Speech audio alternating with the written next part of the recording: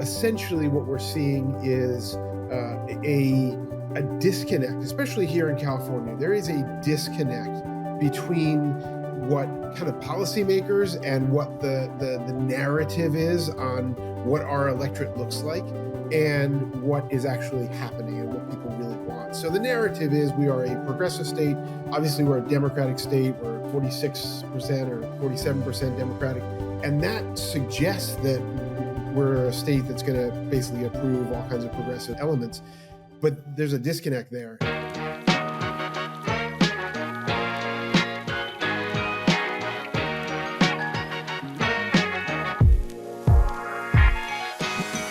Hello and welcome again to another episode of SacTown Talks. Today we're glad to be rejoined by Adam Probolsky of Probolsky Research, our favorite pollster here. Adam, how's it going? Thanks for joining us. Fantastic. Thanks for having me back. It's always fun. No worries. We just, had election here in California, and turnout was low, and I guess there was kind of a lot of surprises, a lot of close races. Kind of what are you seeing in the election data, kind of in the results? Anything surprise you? Well, I'll give you one number. That is, was it $13 million the governor raised on Prop 1 and $1,000 the opponents put together? And what did that win by? It was a landslide, huh? It was like, a tiny bit. So if that's a great indication for a lot of things to come. 13 million to 1,000 and a barely eked out a win. Yeah, so that a lot of people are kind of reading into that. Kind of what are you reading into that? Well, I'm reading into it that they're specifically about homelessness, housing affordability, mental health. There is the layers of compassion and desire to help, and the kind of narrative that we see around progressive politics addressing those issues are really fracturing. There's just a lot of angst about homelessness and mental health issues, and today, I mean, we see it now. The state auditor saying that there's no accountability when it comes to spending on these things. It's really reaching the place where the public is going to start to push back in a big way, and I think we kind of saw it. Yeah. So like when you do a poll, you always ask kind of like general questions, right? Kind of what are some of the general questions you're doing right now, and kind of what are some of the results you're seeing? So we have we have a pretty diverse client base. So I have a lot of public agencies we work for, and a lot of nonprofits, as well as some political.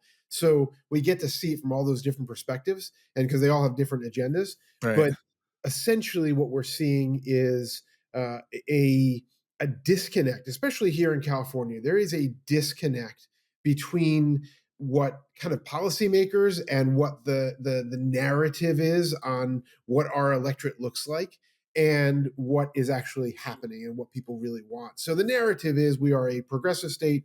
Obviously, we're a Democratic state. We're 46% or 47% Democratic. And that suggests that we're a state that's going to basically approve all kinds of progressive elements.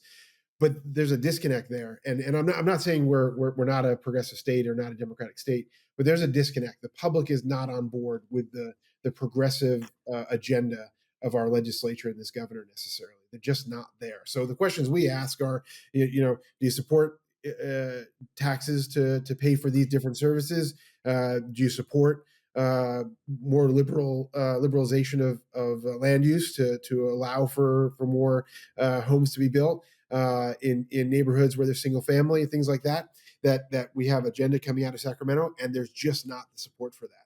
So there's and then other things like it's fun on desal, like not that desal is some sort of like great solution because it's so expensive, but the public believes that there should be this, like, there's a disconnect. They don't understand why we don't have more desal in California, Right. because it was a great source of water. And yet from Sacramento, it's a clear hard no. And from environmental groups, it's a clear hard no. And so there's got to be some sort of coming together on these things, because there's just not there's not connective tissue between the voters and the policymakers. Yeah. So, you're always in the field on different issues all the time. Kind of, are some of the trends you're seeing on some of these questions you'd ask, 6 months ago, a year ago, are they drastically different than what you're seeing today? Yeah, we're definitely seeing a higher level of concern for what government is doing. In times of plenty, and when costs are low and there's low mortgage rates, people are less concerned about what government's up to because they're happy with their situation. But when prices are higher, gas prices are higher, and housing prices are higher, and interest rates are higher, and groceries are higher, people are starting to look for somebody to blame, and oftentimes government is the place that they place that blame. In more recent years, policymakers have had a pretty good approach towards putting that blame on corporate America. Big whoever, big pharma, big whatever industry you want to put it on. But people are starting to see some concern on when it comes to government, and I'm saying it's not necessarily local government, but state government and federal government as being a cause for some of these problems. And I'm I'm a nonpartisan pollster. I don't, I'm not a member of a party, and so I'm not, trying to suggest anything or push any agenda here. That's not what we do as researchers. But I'm just telling you this may be. I think it may be shocking to some people in this state that kind of historically have seen this great alignment between the voters and the policymakers, and the ability to kind of accomplish anything from a policy agenda with the support of the public. And I think there's going to be a rude awakening by policymakers that they just don't have that support anymore. It's interesting, 2020 we had, record turnout. Everyone was mailed a ballot. And this primary, I think we had pretty low turnout considering everyone had a ballot in the mail. Kind of as a pollster when you're dealing with, some of these issues, how do you deal with, measuring turnout, how it affects kind of the end result? So, I mean, that's I think the biggest job we have. The turnout model is my job. We write questions that we want to be fair, and we do all kinds of other things to make sure the data has integrity. But yeah, that's our hardest job is looking at, and the secret sauce there is looking at past history based upon elections and cycles and things like that, and then looking at prospectively, like what's going to happen in November, for instance, like what's on the ballot in November, not just here locally but nationally, and what's affected there. So, I mean, if history suggests anything, this is going to be a very high turnout election. That's what that's what we're looking for. But one of the things we're doing right now in all our polling, whether it's statewide or local, is to make sure that we are looking at different model possibilities. So we're looking at a very high turnout election just because that's what we'd expect. You got Trump versus Biden. I mean, it's going to be a knockdown, drag out brawl, but we also look for other opportunities. And if this is a medium turnout election or lower than expected turnout election, what happens? And we're advising our clients based upon that. And if you're not looking at those data and those different possibilities and seeing maybe some difference, like, oh yeah, no problem, we're good if it's a high turnout election, but maybe we're not if it's a low turnout election, then you've got to really start playing for that and talking to those voters based upon those different scenarios, just in case. Yeah, it was interesting. It was like 2020. There was a lot of turnout because a lot of people hated Trump, and there was a lot of turnout because a lot of people loved Trump. Right. Kind of the narrative coming out this time is maybe those people who hated Trump 4 years ago maybe don't hate him as much as they do, or kind of what's kind of the sentiment you're seeing out there, kind of for turnout models in this kind of Trump Biden rematch. Yeah, I mean, look, I make no secret, even though I'm nonpartisan, that I think Trump's a disgusting human being. So I have this, um, and the problem is there's no one that loves Joe Biden. He's not. He's a perfectly fine grandpa, right? Yeah. And so and he, I think for the most part, people see him, even a lot of Democrats see him um, as the anti-Trump, essentially. Not necessarily someone who's going to accomplish what they want him to accomplish. In a lot of ways, someone who they don't necessarily appreciate his policies, but someone who's going to make sure that we don't lose the republic. And that's kind of what we're looking at here. national turnout is going to be based on, do you want to preserve the republic, or do you have less concern over losing the republic? That's kind of it, and that's kind of not a very great motivator for a lot of people who don't really spend a lot of time focusing on national politics. Right. So kind of what do you see as the drivers kind of coming this fall for kind of having a high turnout election? So I mean, it really comes. I think nationally, it's the presidential that would drive the people. But I just kind of told you that I'm not sure that's a big motivator. So that worries me a little bit. Statewide, I mean, we've got some tax measures on the ballot that are going to be hard fought, or I expect we're going to have kind of hard fought tax measures on the ballot that could shake Prop 13, could change the way taxes are approved in this state. So I think that's a real possibility of what might drive state elections. Um, and so I mean those are, I think, some of the key things that we're looking at, and the fact that there's a pretty massive budget deficit won't necessarily drive turnout, but might drive outcomes, because people are going to be pretty concerned about the prospect of what happens if we don't have the cash we need. I'd also say it's kind of interesting. We Californians in play, pretty significantly in the congressional makeup in the House of Representatives. I mean, we've got a bunch of seats in play that there's what, 4 votes dividing Republican leadership, Republican control from Democratic control in the House of Representatives. So and you've got a good handful of those seats that are really potentially up for grabs, right? Calvert in the Inland Empire. You've got Valadeo. You've got Baugh versus Dave Min in the Katie Porter seat. So I mean, just right there, you've got a few seats that are could be instrumental in that national makeup of Congress. Yeah. Kind of interesting, elections in California have been so close these last few years, often coming down, we had one statistical tie, which, I don't even know when the last time that happened is. Kind of how do you kind of calculate for that in the polling when you're seeing so many close races up and down the state? I don't think it was a statistical tie. It was an actual tie, right? We had Right. this in CD16. You've got the top 2 primary is called. It's a top 2 primary for a reason, because the top 2 people advanced, and yet the rules are that we now have 3 people in that congressional race. And was it CD16? I think it is. Right.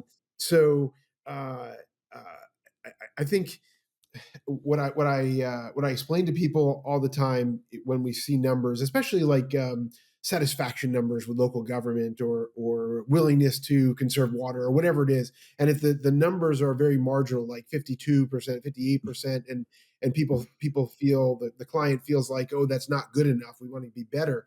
I explain to them, look, this is not an academic exercise.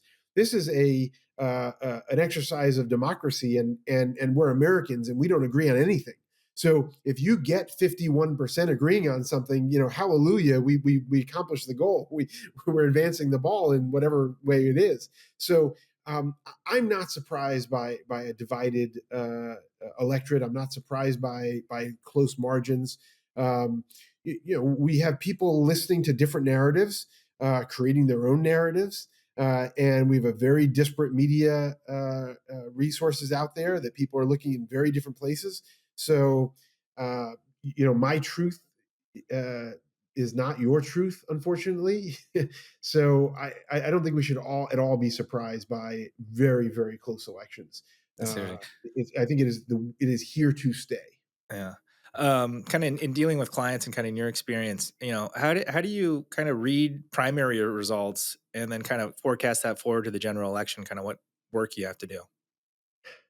Uh, I mean, look, we look at what people responded to, and what matters.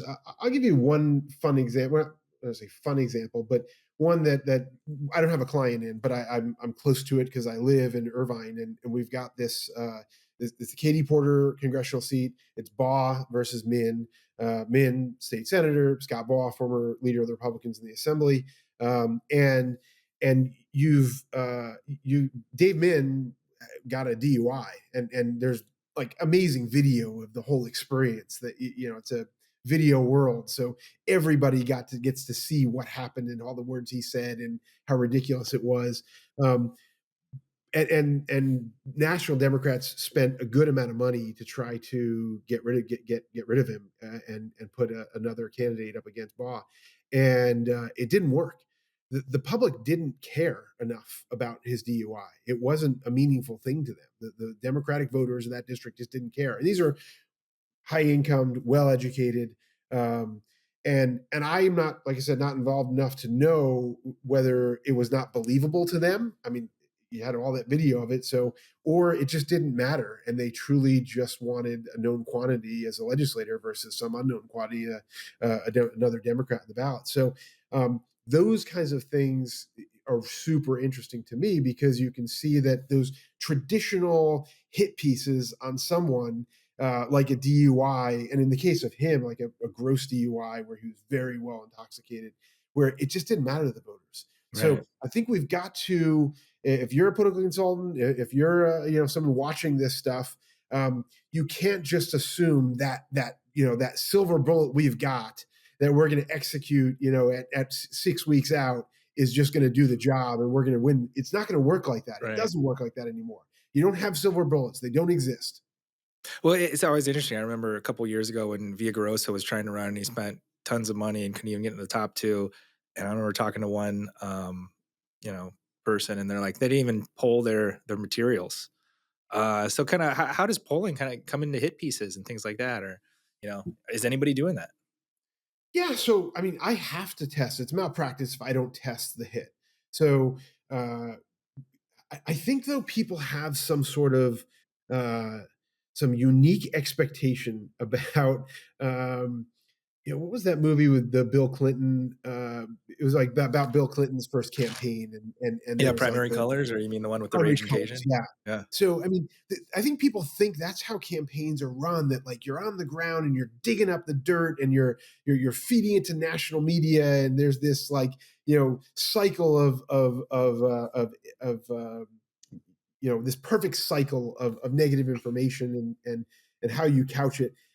First of all, campaigns in a lot of cases don't have the resources to do a lot of those things. They don't have sophisticated op research. I mean, they should, but a lot of them don't, and they don't have like some massive campaign infrastructure of high level people. They may have 100 walkers, but there isn't some high sophisticated group of people who are sitting around trying to impact the outcome by talking to all the reporters, because all the reporters don't exist anymore.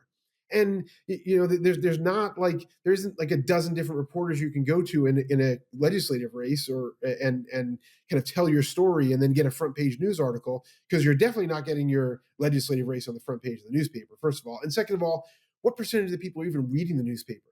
So fundamentally, it's malpractice for me not to test the hits if you tell me what they are and we can find them. But the truth is, I'm not sure exactly what those impacts are, unless obviously we test it, and unless you can tell me you're going to get that message out there. So I can tell you that 57% or 82% are less likely to vote for someone knowing of their bankruptcy, or knowing, which really people don't care about anymore, or Right. knowing about some really negative story. But the real question then is, how's it going to get out there? We used to have this resource in the media that was highly visible and people looked to, and it would have an impact.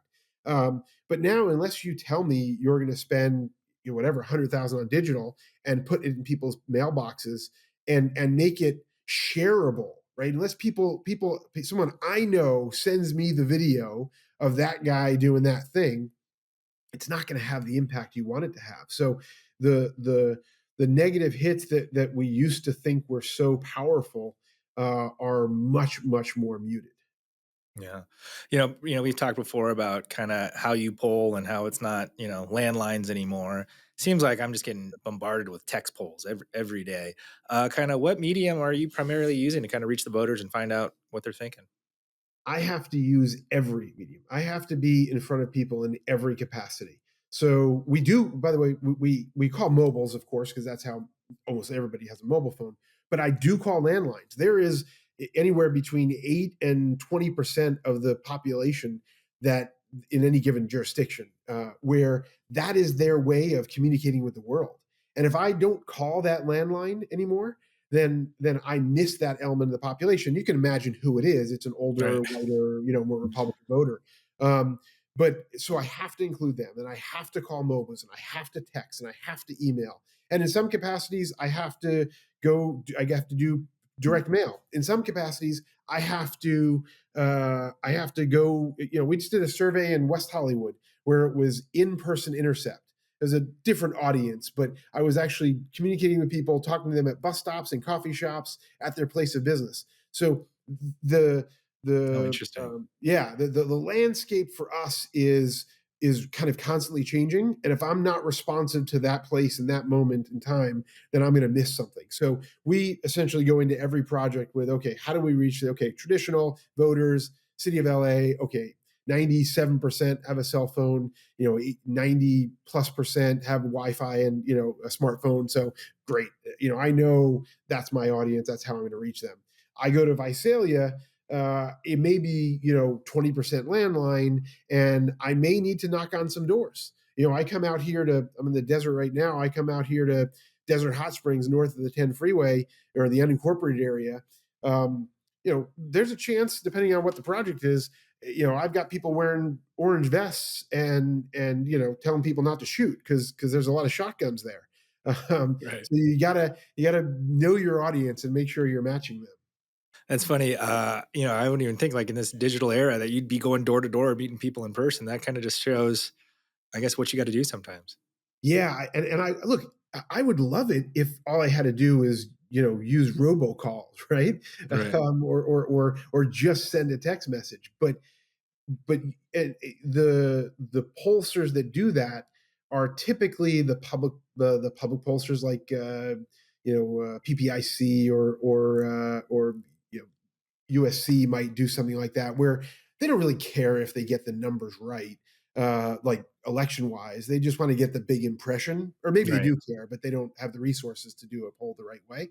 So, but yeah, if you see a poll that's just from a text message, you got to kind of tilt your head a little bit and see if you can squint and get something real out of it, because it's just not how everybody communicates. Most of us do. Most of us get a text message and are willing to kind of engage, but a lot of people aren't. And if you miss that other element of the population, especially the voter population, you're not getting accurate So yeah, when you see like I don't know, it always gets in the news like a PPIC poll. You always scrutinize those or kind of look at them with through a lens. data. I think they're fantastic for giving you that big picture impression of what people think. Are people happy with government or not? Are people going to be broadly supportive of a tax for homelessness or not? Kind of big picture, 6 months out. Where's this direction going?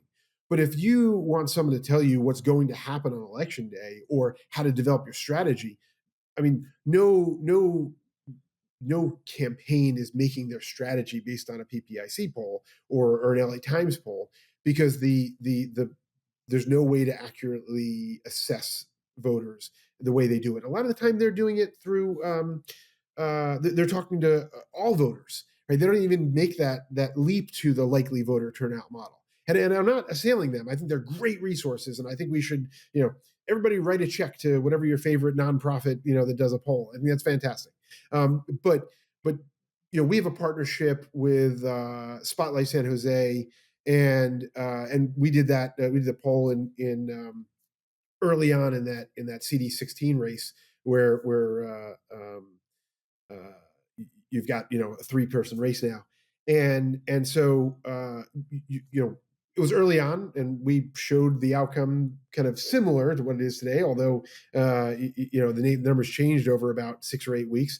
But those are the kind of resources you want to have is political polls that uh, have numbers that are reflective of likely voters, and those other polls typically don't. That's interesting. As you were talking earlier, you said there's kind of a disconnect between the voters and kind of what's going on up here in Sacramento. And one thing you deal with a lot of local governments. Housing has been a big issue. Kind of polling wise, kind of what do you see as what does the public think the solution is to some of these housing issues? Well, I don't think there's a lot of solutions coming out of I don't see a lot of solutions coming out of the public because nobody's asking them that question. Uh, Nobody really wants to know what the public thinks about that. Partly because the answer in a lot of cases is, hands off my local land use policy. We have not begun to see the impact of what Sacramento is doing with local land use and kind of, or eliminating local land use control.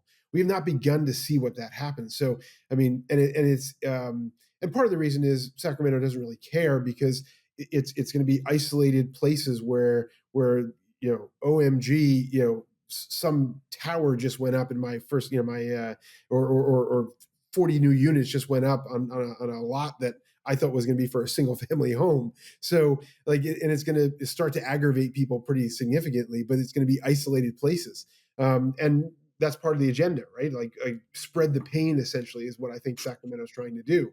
And you won't make any one district too upset. But that's really going to start to happen as people subdivide lots, as people add those granny units, those ADUs, and you start to have impacted parking issues, and you're changing the nature of communities that thought they had something in place, right? I thought I had this single family, home environment, and now I've got, somehow 16 new neighbors on 3 different lots that I don't really understand what's happening. There's no place to park. So we haven't even started to see that. And as we do, I think you're going to have much, much more angst. Yeah. Kind of, we're dealing with kind of I guess it's a record budget deficit. What is it, like 80 billion? I don't know, and At growing. least three. You advise a lot of clients, in the streets polling. Kind of, are you seeing a lot of projects, I guess, being canceled or scaled back because, voter support isn't there or there's just not appetite for it? So I don't see local government responding to budget deficit yet, and I'm sure it's in the works. I'm sure everybody's realizing it, but no, I don't see projects because projects are already kind of pre-funded, pre-planned. So I think it's something we're going to start to see the impact if the budget doesn't turn around in next year and next year, then we'll start to see that big impact in locally. But for right now, they're moving ahead because they've got grant monies already delivered or promised or funds already in the bank to do the projects. So I don't think local government will see that impact for probably another year or two. Are you seeing any impact, I guess, in the polling for, I guess, things that might be on the ballot in November, Oh, where you might want to, a city might want to add a tax or, get some funding for a special project? yeah, I mean, we're seeing general decent levels of support. So we're polling on taxes in a lot of different places. So there's generally support. One of the key messages that we use is Sacramento can't take it, and that resonates with the public. All of a sudden, we get to be the determiners of our own destiny, and so while that doesn't sell to everybody, there is a decent part of the population that will tax themselves knowing that the funds have to stay in their local jurisdiction. You do a lot of national work, so you're in, communities all across the country. Kind of what are some of the most stark differences you see in a lot of the communities you work in nationally versus what you see here in California? Homelessness is not a thing in a lot of other places, and I have we do a lot of work on homelessness, so I have some sense of why that is. But that's one big difference, and part of it is weather. There's not a lot of it's hard to be homeless I mean, I shouldn't say that. It's hard to live on the street per se in a place like Michigan necessarily.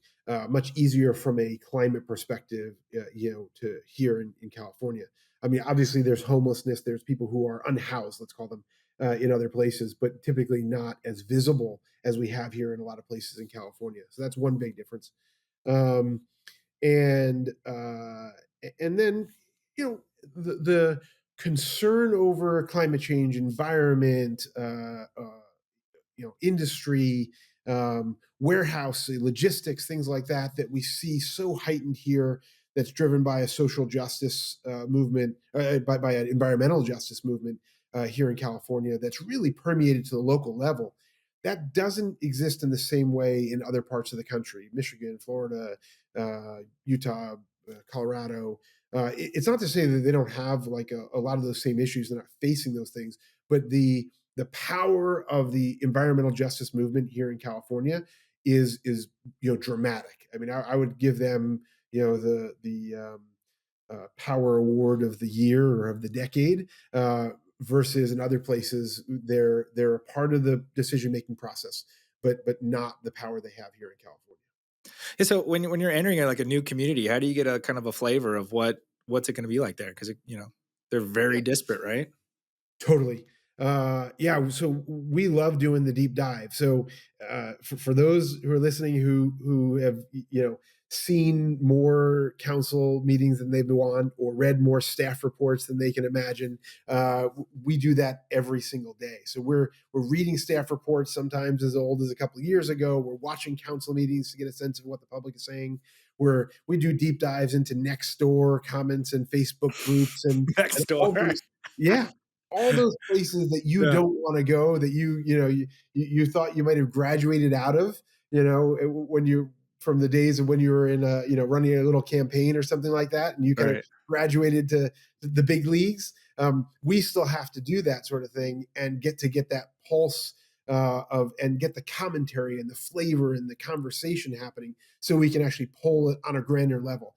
I don't ever expect that conversation on Nextdoor, which is like 9 times out of 10 extremely racist. I don't ever expect that to be like the way the rest of the community thinks, but I have to understand what's being talked about there and then test it on a broader scale and be able to demonstrate to, in the case of, let's say, a county commission or the mayor or whatever, be able to say, hey, look, I know you're hearing a lot about this issue, but it's not what the public is really thinking. It's only in that, Facebook group that's being, or only on that blog that's, harping on that one issue. So yeah, it's a lot of deep dive into all those, places that you don't really want to have to go.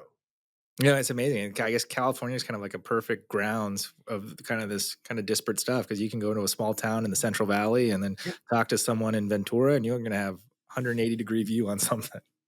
It's very, very amazing. much. Yeah. Yeah, that's something.